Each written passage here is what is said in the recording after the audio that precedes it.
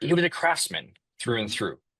Coming from the tool and die background, his father, my grandfather Stan, loved to turn a lot of woodworking and do a lot of woodworking on the side. That was not his like main profession, but he loved doing that. He taught Chris how to turn when he was about 8 or 9.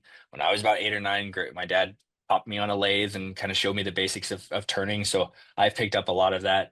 And then with his formal training, that helped underpin all the skill set that would go into making knives. It's actually funny, the more I learn about what we're doing, the more I learn about what a tool and die maker is. There's almost every aspect of a tool and die maker is perfect for all the things that go into making knives. So he was making injection molds for screwdriver handles and hammer handles and things like that. Well, you learn not only to how to make a mold to a dimension and have it interface with other multiple parts, so that there's a lot of accuracy and geometry, but you also learn a lot about finishes because the smoothness of the inside of that mold is what's going to show up on that part.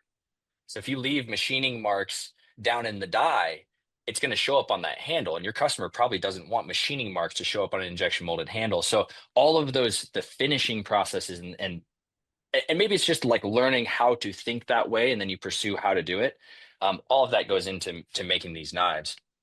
I don't know where Chris kind of gets his artistic thread from, but he's always loved and admired other people's art, and somehow that always folded into him. I just found a book of a bunch of his old drawings and ideas, and actually some of the old one piece knives and fixed blades where he hand drew these prints, and they're kind of like to scale. He always had an eye for design, and taught me as a kid growing up. We loved going to museums or to other shops, and he would always point out cool little things. Or for example, he always loved like Japanese brushstroke art or even calligraphy. There was nothing more that needed to be on that page than just those simple strokes, and they were perfected. Those strokes are honestly perfected over centuries. And he was just fascinated by that. So he just loved the shape of it. He'd pull aspects of design from all over the world. So I don't know where the artistic side of Chris came from, but he definitely instilled a ton of that in me.